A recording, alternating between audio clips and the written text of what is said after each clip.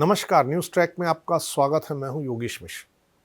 आज के आधुनिक युग में तलाक एक सामान्य सामाजिक प्रक्रिया बन चुका है, लेकिन 19वीं सदी के भारत में जब स्त्री को अपना अस्तित्व तक व्यक्त करने का अधिकार नहीं था, तब किसी महिला का विवाह की बेड़ियां तोड़ना केवल एक व्यक्तिगत विद्रोह नहीं था।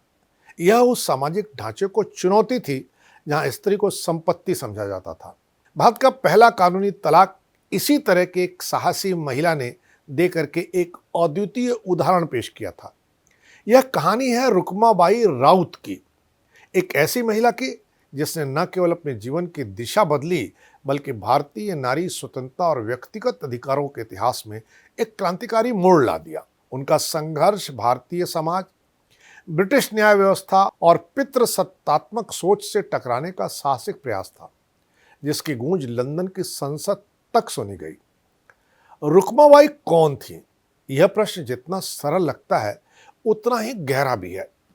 रुकमाबाई राउत भारतीय सामाजिक सुधार के इतिहास में एक ऐसा नाम है जिसने स्त्री शिक्षा, स्वतंत्रता और आत्मनिर्णय के अधिकार की नींव रखी। 22 नवंबर 1864 को जन्मी रुकमाबाई के जीवन के शुरुआती दौर में ही एक बड़ा आघात लगा। उनके पिता का निधन हो गया।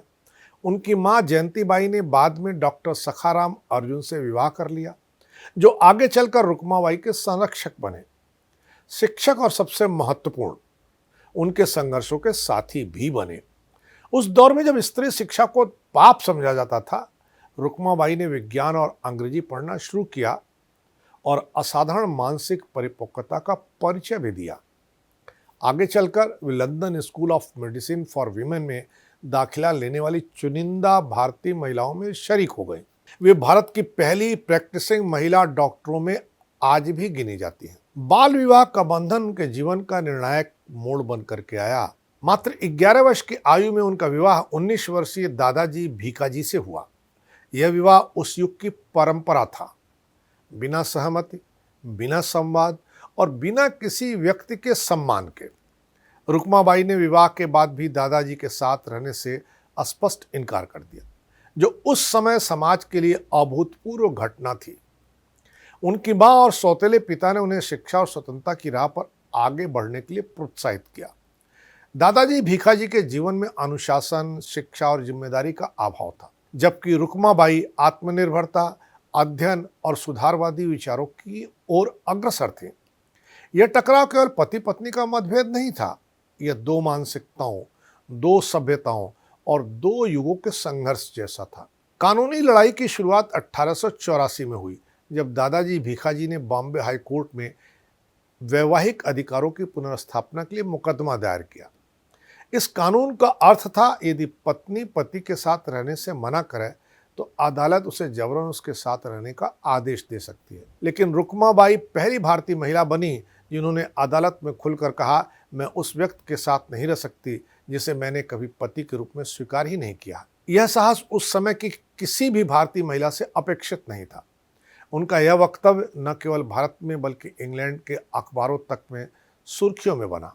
अदालती बहस और समाज की प्रतिक्रिया अत्यंत तेज और उग्र थी। रूढ़िवादी संगठनों, धर्मगुरुओं और तत्कालीन प्रभावशाली नेताओं ने इसे भारतीय संस्कृति पर हमला बताया। लोकमान्य तिलक ने अपने समाचार पत्र केसरी में रुकमाबाई की कटु आलोचना की और इसे भारतीय परंपरा के विरोध, विदेशी विचारों का प्रसार बताया। धार्मिक नेताओं ने उनके विरुद्ध सामाजिक बहिष्कार की अपील की, लेकिन रुकमाबाई डटी रहीं। 1885 में जज रॉबर्ट हिल पिन्हे ने ऐतिहासिक निर्णय दिया। निर्णय में उन्होंने लिखा कि किसी स्त्री को उसकी इच्छा के विरुद्ध पति के साथ रहने के लिए बाध्य नहीं किया जा सकता।